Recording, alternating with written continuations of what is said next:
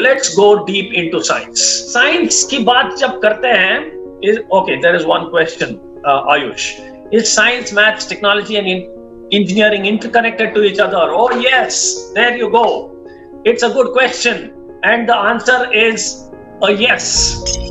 Yes in capitals. Let me tell you, the secret is that there is no subject which is not interconnected, not just science, maths, technology, and engineering. Anything that you are studying, everything that you are studying, and a lot of things that you are not studying also are always interconnected. I'll give you a small example. Geography. Geography we study through, social science, right? Social science, social studies, SST, whatever we will call. Where is science in geography? Geography is like general knowledge, right? There is a lot of scientific approach in geography also. I'll take a simple example of latitude and longitude. Every latitude, every longitude is defined by a particular degree. Now degree कहाँ से आया? Degree आया mathematics से. Well, उसको degree में convert करना है, उसको डिग्री में रिप्रेजेंट करना है, वो नॉलेज कहाँ से आया? वो नॉलेज आया साइंस से.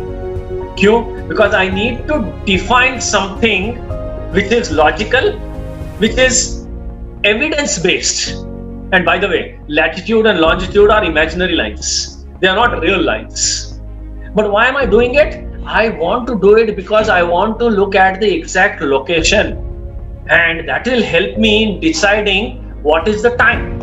Okay, India is 5.5 ahead of Greenwich Meridian time. ये डिसाइड किसने किया? किसी ने कभी कर दिया. ठीक है, okay.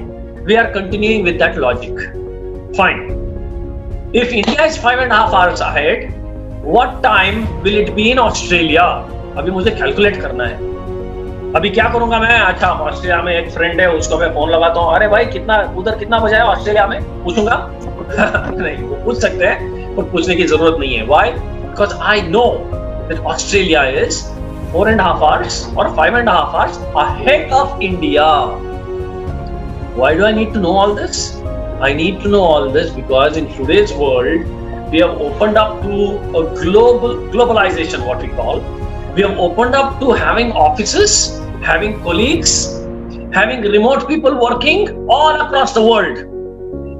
And I need to know what is the time in their different time zones. Time is a concept. It's a science. How is it a science? Who defined that 1 minute needs to be 60 seconds? 1 hour needs to be 60 minutes. 1 day is made up of 24 hours. Okay, it's not that one person decided. There are mathematical calculations based on some scientific evidence to denote all of this and put it into an equation and explain it in a language which you are comfortable in. I'm comfortable in English talking now. I'm comfortable in Hindi. I'm comfortable in Marathi. I'm comfortable in Kannada. I will talk and explain. So, time, latitude, longitude, the degree of it, and the distance gives me an exact location of that particular city or country or district on the map, and also lets me know what time of the day is it in that particular location. इसमें science भी आ गया, थोड़ा mathematics भी आ गया, थोड़ा time concept भी आ गया. Time concept is physics? Yes, probably. So look at it, how it is all interconnected. Okay, there's one more question. Any information about marine biologists? Oh wow, good. Chirag, marine and biologists. Okay, lot of it, right? Marine science is mainly dealing with a lot of detailing and a lot of knowledge about what is inside the seas and inside the ocean. Now to start exploring all of that, I need to have a lot of tools, lot of techniques, and a lot of common sense to be applied as to how do I go first deep into the sea on the surface, and next is how can I go deep inside the water.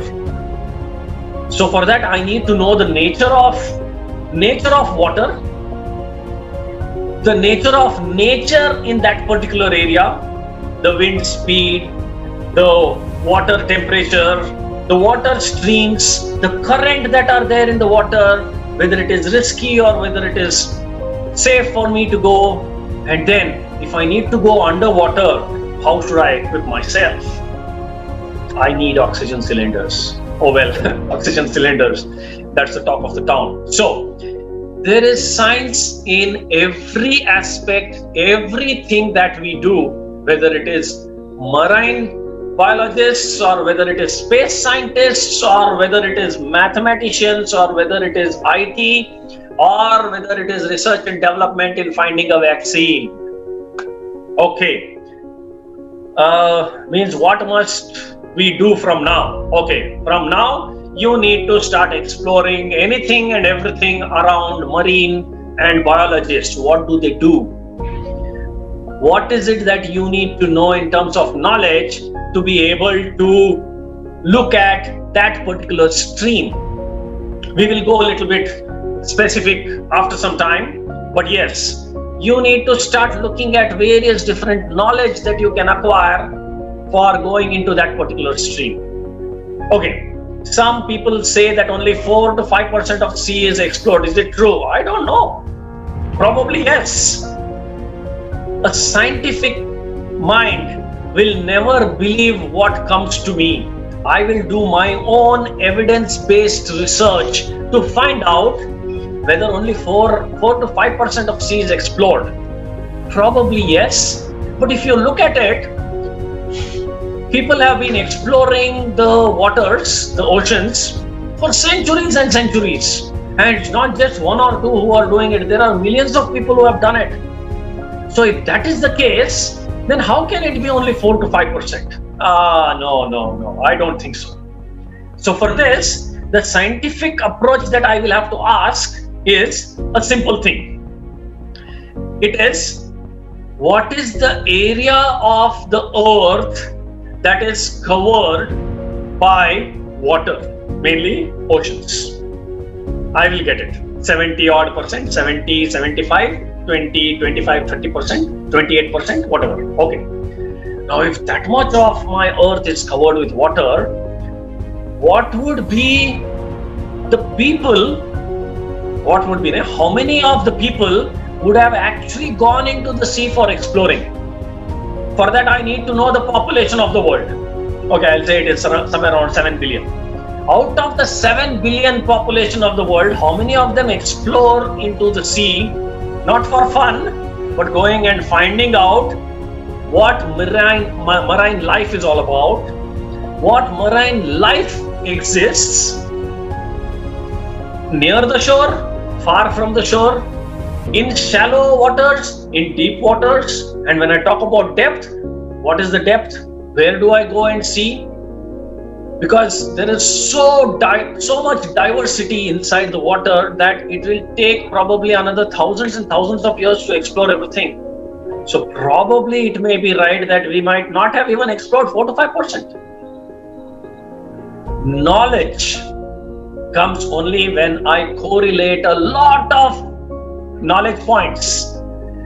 The knowledge points that I gave you here was the population of the world. How will you find out how many people are interested in going into ocean and looking for marine research? Okay, you will find some data there. How many such explorations, expeditions have happened in the last 100, 200, 300 years?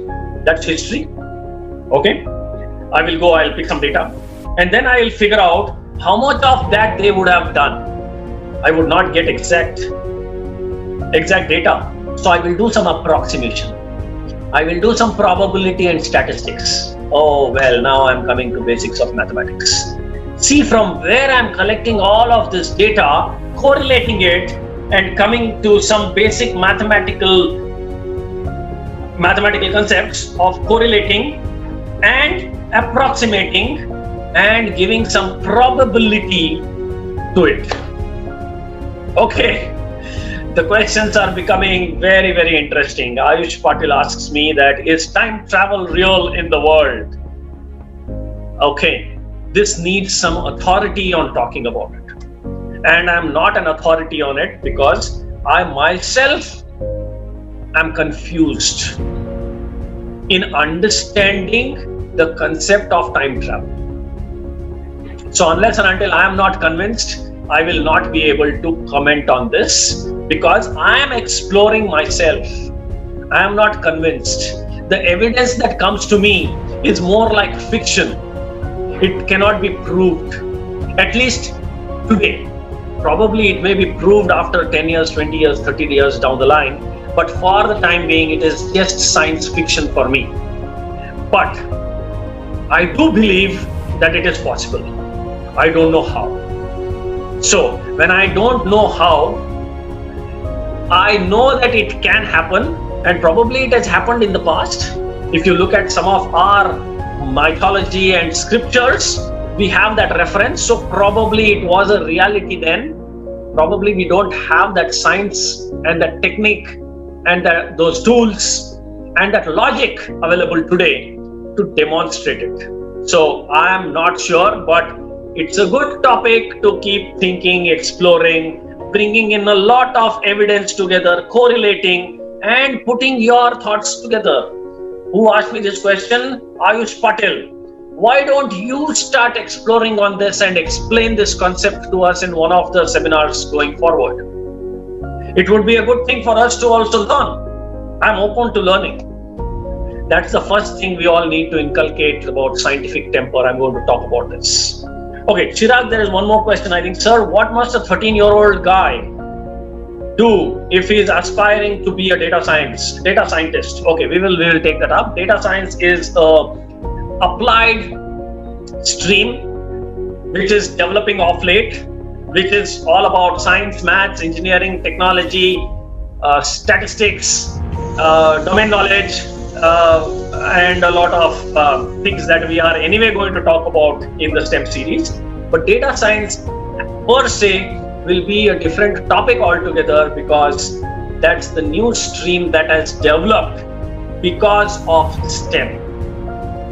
Hold on, we will take it up. 13-year-old guy, 13-year-old student talking about data science. I'm really impressed. I spoke about a lot of data when I spoke about marine engineering. When I spoke about 4 to 5% of sea is explored, I spoke a lot about data points. Do that. Start looking out for data. Come out with your own theories. Not necessarily that they may be true, they may be false also. They may go wrong, perfectly fine.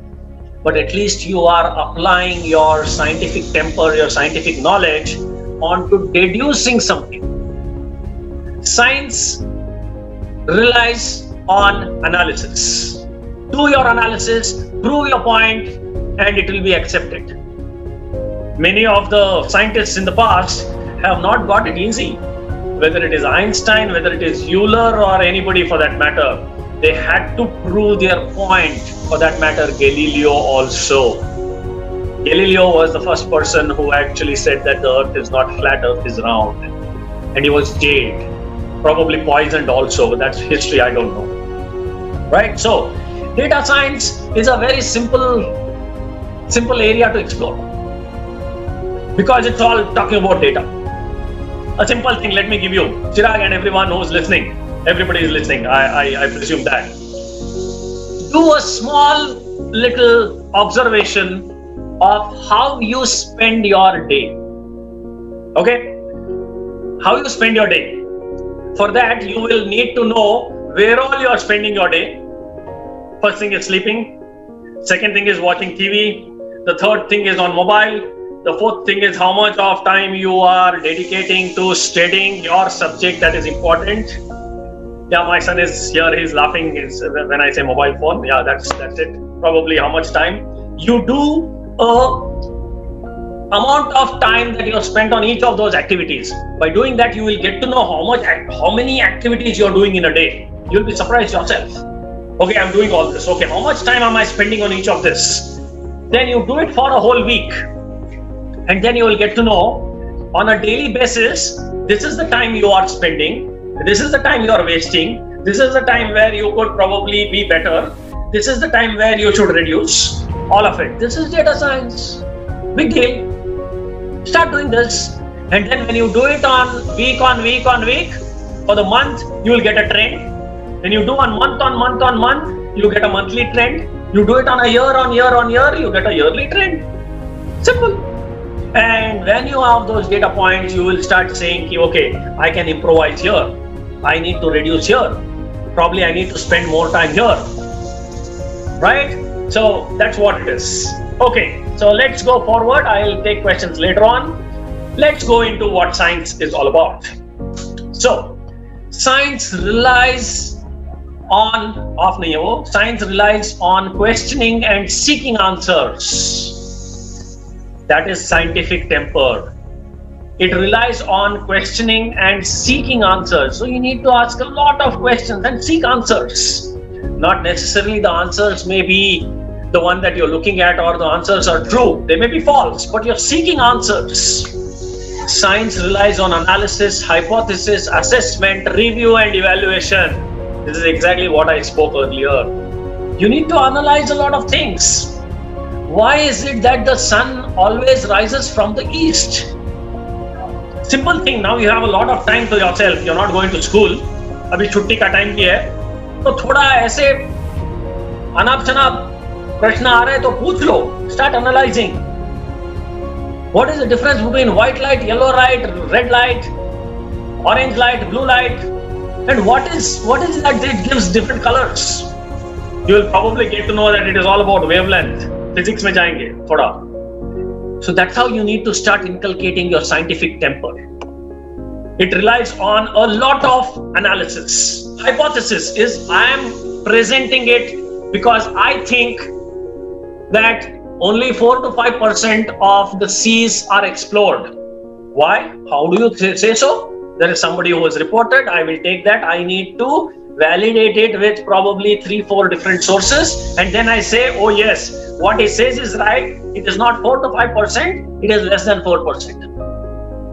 That is where you do your assessment, you do your review, and you do your evaluation, and you put up your arguments. You put up your theory. We come out with a lot of theories, right?